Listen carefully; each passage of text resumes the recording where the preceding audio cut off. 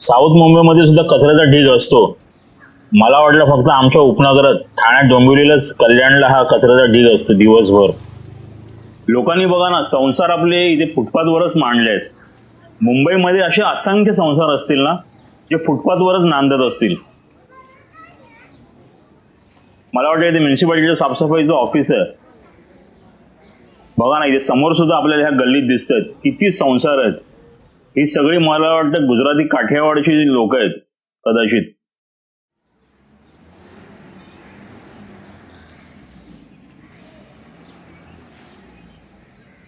पण एक मात्र आहे, या मुंबईचे रस्ते ना सगळे चकाचक असतात. निदान सकाळी तरी मी साफसफाई करताना लोकांना बघतोय.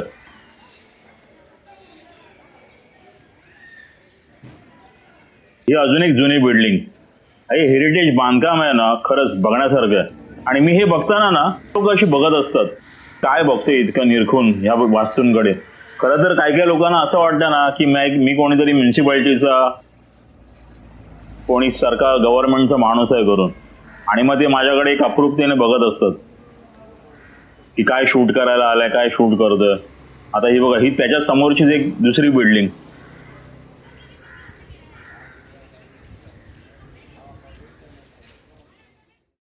हे दिसतंय ना, KH ढमढेरे आणि बोले ब्रदर्स या दोन पाट्या मराठी व्यापाऱ्यांच्या बघून आहे ना मनाला बरं वाटलं. इथे अशा एक दोन पाट्या मराठी लोकांच्या आहेत, ते बघून बरं वाटलं. तशा सगळ्याच पाट्या मराठी झाल्यात. पण कधी कधी ना खूप असं वाटतं की ह्या पाट्या खरंच मराठी आहेत का. कारण की बघा ना, काही पाट्या आहेत ना ह्या अशा वाटत देवनागरीमध्ये आहेत, म्हणजे हिंदीमध्ये आहेत, सोप्या भाषेत सांगायचं तर. जसं की आता हा राजकोट नागरिक सहकारी बँकेचा बोर्ड बघा, राजकोट नागरिक सहकारी बँक लिमिटेड. आणि मला वाटत नाही मराठीत, माझं मराठी तितकं काही चांगलं नाही आहे, पण मला वाटत नाही मराठीमध्ये राजकोट बँक लिहितात. तर असा हा राजकोट नागरिक सहकारी बँकेचा गुजराती बोर्ड बघून मी पुढे निघालो. त्याच्यावरती सुद्धा ही एक जुनी बिल्डिंग आहे.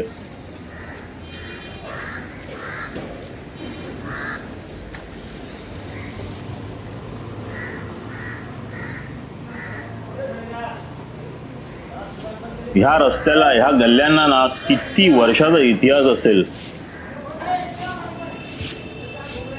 मला वाटतं 100-150 वर्षाचा इतिहास असेल या गल्ल्यांना. आणि कधी कधी ना मला खूपच अप्रूप वाटतं इथे राहणाऱ्या लोकांबद्दल. बघा ना, नरिमन पॉईंट जवळ, आता हे नवयुग हाऊस बघा, नरिमन पॉईंट जवळ, मरीन लाईन्स जवळ, चर्चगेट स्टेशन जवळ, CSMचे स्टेशन जवळ, सगळं काही हाकेच्या अंतरावर. आणि इकडची लाईफस्टाईल, इकडची जी साऊथ मुंबईची वाईब, खरंच इथे राहणारी लोक आहेत ना खूपच नशीबवान आहेत. त्यात या जागेचे करोडोचे भाव.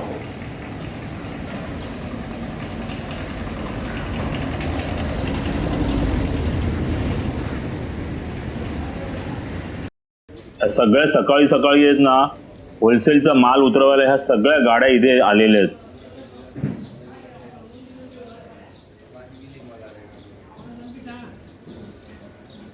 आणि सकाळचे 7-7:30 वाजले, त्याच्यामुळे रस्त्याला अशी शांतता होती. दिवस होता शनिवार. ही एक हातगाडी दिसते इथे, त्याच्यावर सुद्धा सगळा माल लोडिंग करून ठेवलेला आहे. आता तर सकाळी मी बघितलं ना तर सगळा माल लोडिंग आणि अनलोडिंग असाच चालू होता. ही बघा, ही बाई मला परत दिसली आहे. ही इथे एका दुकानात काहीतरी घ्यायला आलेली आहे. इथे हे चहाचं दुकान उघडं आहे. फक्त ना आपल्या इथे रस्त्यावर लोक थुकतात ना बघून खूप वाईट वाटतं. खूप अक्षरशः मनाला वेदना होतात त्या रस्त्यावर थुकणाऱ्या लोकांकडे बघून. मी बघितलं ना, फॉरेनमध्ये आणि आपल्या लोकांमध्ये हा एकच फरक आहे रस्त्यावर थुंकण्याचा. मी बघितलं ना, इथे रस्त्यावर लोक सुळा भरतात, लोक थुंकतात. काही काही लोक तर रस्त्यावर आंघोळ करतात, रस्त्यावर दात घासतात.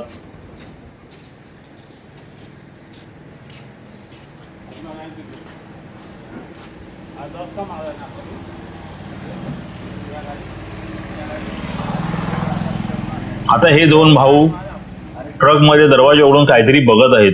मला वाटतं त्यांची काही वस्तू राहिलेली आहे ट्रक मध्ये.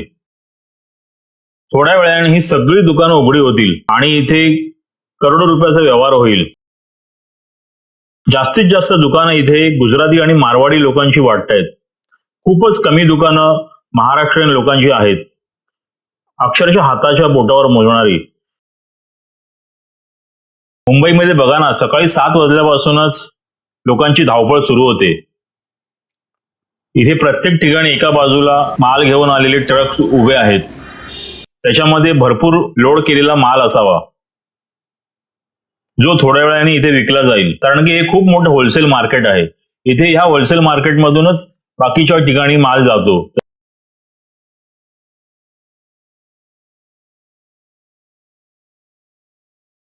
आता मी ह्या बिल्डिंगच्या आतमध्ये प्रवेश केलेला आहे.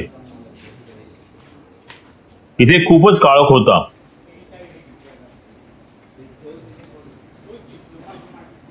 इथे एक चहाचं दुकान आहे आणि सकाळी तिथे चहा पिण्यासाठी बरीचशी गिराईकं आलेली आहेत. मुंबईमध्ये सकाळचा दिवस हा चहाने सुरू होतो. आता ही गोष्ट दुसरी आहे की काही काही लोकांचा दिवस हा देशी दारूने सुद्धा सुरू होतो. तो अपवाद. मला वाटतं बिल्डिंगची साफसफाई बऱ्याच वर्षात झालेली नाही आणि जर सरकारने या ज्या वायरिंगचं जाळं आहे त्याच्याबद्दल जर लक्ष दिलं तर खूप बरं होईल. कारण आपल्या इथे मला वाटतं भारतामध्ये जितक्या वायरिंगचं जाळं आहे बिल्डिंगवर, केबल्स, टेलिफोन, इलेक्ट्रिक, तसं मला वाटत नाही कुठल्या देशामध्ये असेल. मी बघतोय ना इथे तर बरेचसे टेम्पो, ट्रक, मोठमोठे ट्रक्स हे कंटिन्यू इथे त्यांची इकडे ये जा होतच आहे. भरपूर माल इथे विक्रीसाठी आलेला आहे.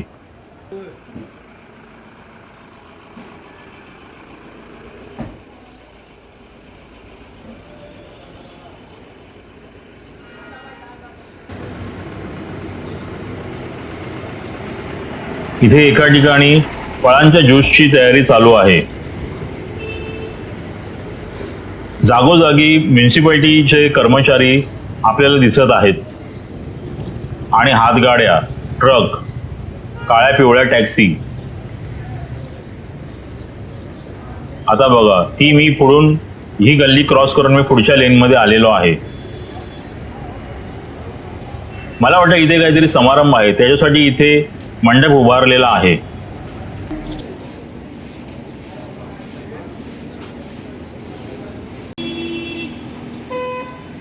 ह्या बघा एक प्रकारच्या आर्ट डेको बिल्डिंग. तुम्हाला माहिती आहे का, मुंबईचा जगामध्ये दुसरा नंबर लागतो आर्ट डेको बिल्डिंगसाठी.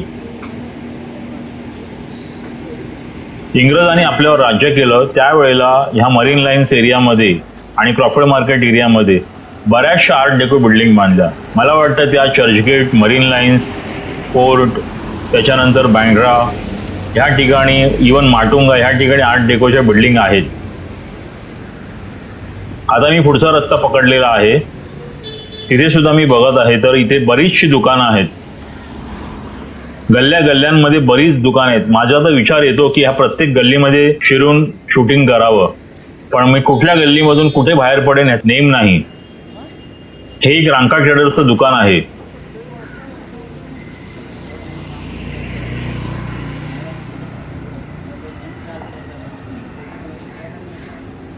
इथे एक बर्फ घेऊन सायकलवाला जात आहे. काही हातगाडीवाले आपले मोलमजुरी करत आहेत.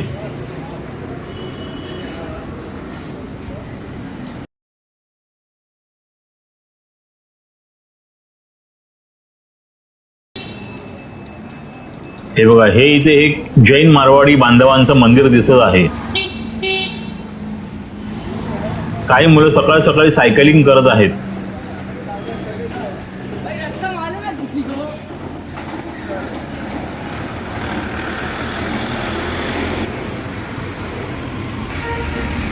इथे सुद्धा मला समोर एक जुनी इमारत दिसत आहे.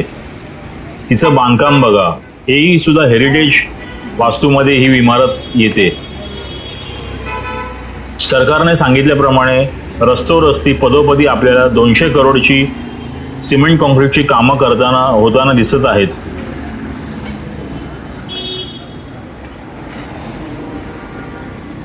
आणि मी बघितलं ना तर मुंबई पोलिसांना सुद्धा मला वाटतं नवीन गाड्या दिलेल्या आहेत.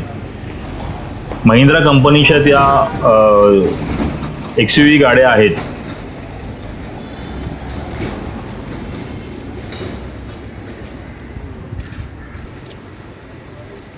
हे बघा, इथे सुद्धा आपल्याला समोर एक हिरव्या कलरची ही बिल्डिंग दिसत आहे. हिची गॅलरी बघा, हे लाकडी बांधकाम बघा. काही ठिकाणी लाकडी खिडक्या काढून ॲल्युमिनियमच्या खिडक्या लावल्या आहेत, पण त्याच्याने बिल्डिंगची पूर्ण सुंदरता गेलेली आहे. हे बघा, हे सुद्धा मला एक इथे 2 माळ्याचं 108 पार्श्वनाथ दिगंबर जैन मंदिर, हे जैन मंदिर दिसत आहे. जर कोणी जैन लोक आपला हा व्हिडिओ बघत असतील तर हे 1008 काय असतं हे कमेंटमध्ये नक्की सांगावं. सकाळ सकाळी केळ्याची विक्रीसाठी एक काका चाललेले आहेत गाडी घेऊन. हे सिमेंट कॉन्क्रीटचे जे रस्ते बांधलेले आहेत ते सरकारने असेच ठेवावे, परत तिथे काही खोदकाम करू नये एवढीच विनंती. काही ठिकाणी इथे पाण्याचे टँकर सुद्धा दिसतात. पण काही असो, मुंबईच्या रस्त्यावरून साऊथ मुंबईच्या, विशेषतः साऊथ मुंबई दक्षिण मुंबईच्या रस्त्यावरून फिरण्याची आणि सकाळ सकाळी पहाटे पहाटे मजाच वेगळी आहे.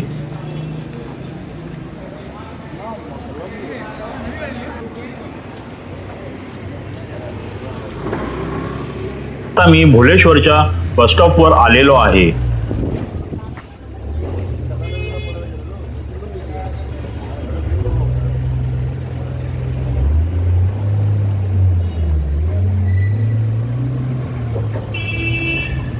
आता मी भुलेश्वरच्या बसस्टॉपवरून पुढे आलेलो आहे आणि हे स्टील मार्केट आहे.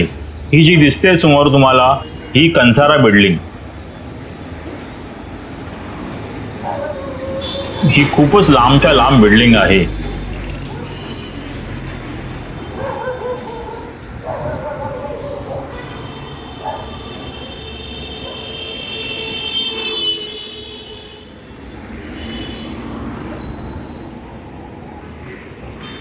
आता आपल्याला काही इथे हातगाडी चालवणारे, माल वाहतूक करणारे लोक दिसत आहेत.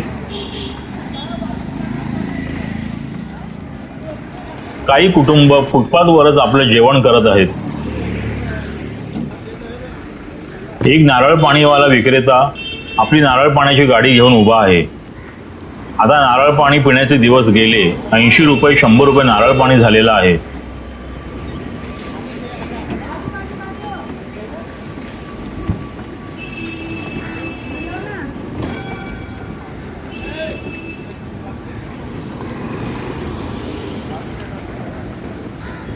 सुद्धा आपल्याला समोर एक उंच 1 2 3 4 5 माळ्याची बिल्डिंग दिसत आहे.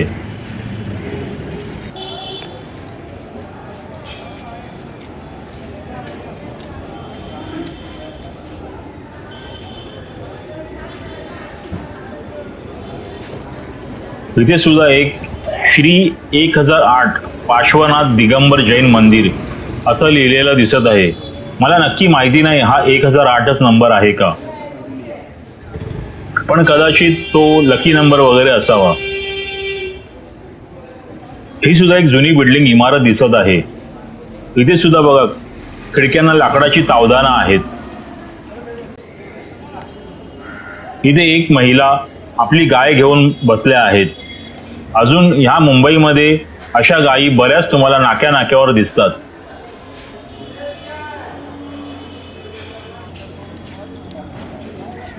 गिरगावच्या माझ्या व्हिडिओमध्ये नक्की बघा, प्रत्येक नाक्या नाक्यावर अशा गायी उभ्या असतात.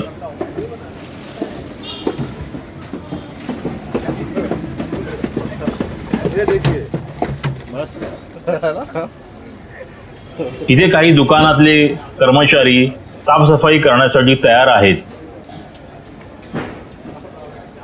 हा बघा, इथे किती माल येऊन पडलेला आहे. हा सगळा होलसेलचा माल आहे. आता या बंडलांच्या आतमध्ये काय आहे ते मला नक्कीच माहिती नाही. थोड्या वेळाने इथे करोडो रुपयांची उलाढाल होईल असा हा क्रॉफर्ड मार्केटचा एरिया.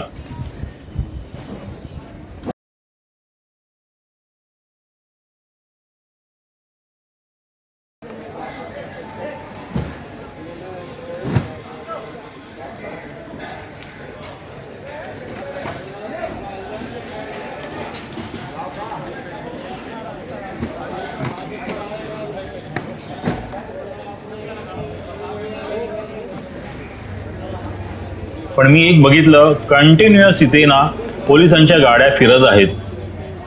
मला वाटतं त्या पेट्रोलिंग करत आहेत.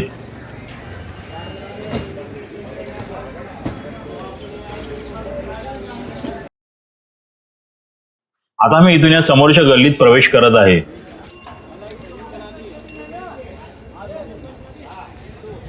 प्रत्येक दुकानाच्या बाहेर बघा या हातगाड्या लागलेल्या आहेत आणि त्याच्यावरती बराचसा हा होलसेलचा माल आहे.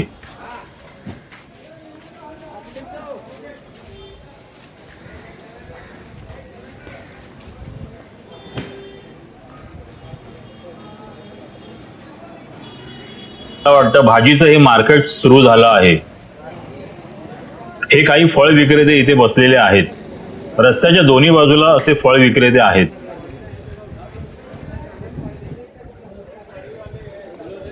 हे सगळे यूपी बिहारचे आपले बांधव इथे भाजी विकत आहेत रस्त्याच्या दोन्ही बाजूला. मला वाटतं हे सकाळीच हा भाजीचा धंदा लावत असावेत, कारण त्याच्यानंतर इथे दुसरी दुकानं मांडली जातील. असाच भाजी मार्केट क्रँक रोडलाही मी बघितला स्टेशनच्या बाहेर. जर तुम्ही तो व्हिडिओ माझा बघितला नसेल तर नक्की बघा. Crank road Chikhalwadi. असाच माझा एक ठाण्याचा सुद्धा व्हिडिओ आहे, तो पूर्ण ठाण्याच्या भाजी मंडईवर आहे, तो सुद्धा आवर्जून बघावा.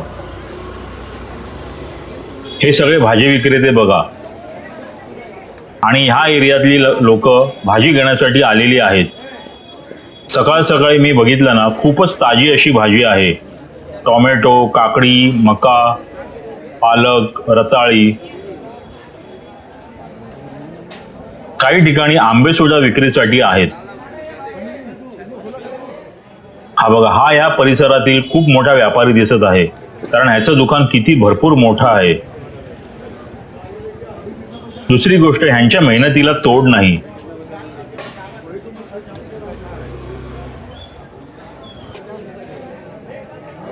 हे शाहरुख खानने सांगितल्याप्रमाणे हार्डवर्क, हार्डवर्क आणि हार्डवर्क.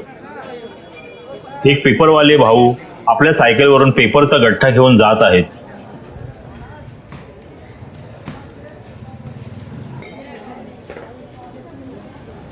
अशी बरीच मोठी भाजी मंडई ओलांडून मी आता पुढच्या दिशेने आलो आहे.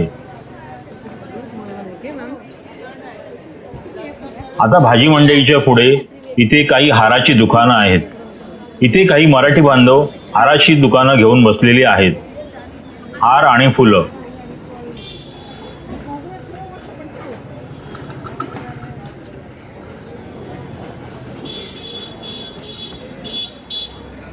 हळूहळू ऊन वाढत आहे. यावर्षी उन्हाचा उकाडा मुंबईमध्ये खूपच तीव्र जाणवत आहे. आता मी स्वयंभू पंचमुखी हनुमान मंदिरामध्ये आलो आहे. हनुमानाचं दर्शन घेऊन मी आता पुढे निघालो आहे. हा स्वयंभू पंचमुखी हनुमान आहे.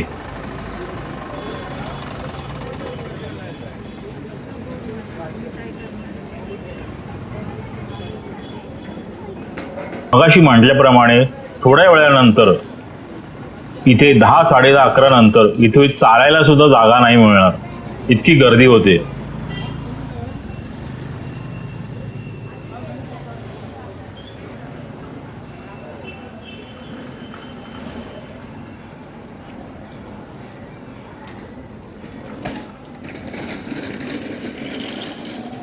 इथूनच मागच्या बाजूला मुंबादेवीचं मंदिर आहे.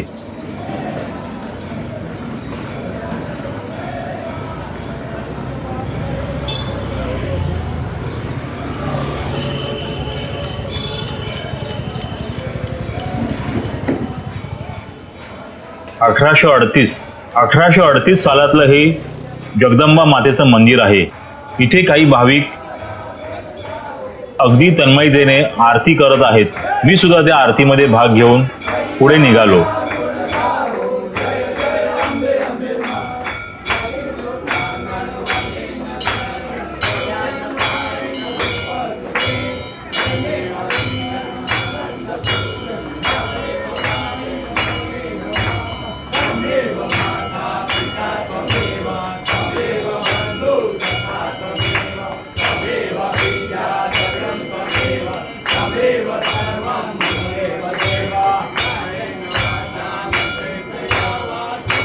त्याच मंदिराच्या बाहेर हे फुल विक्रेते आहेत.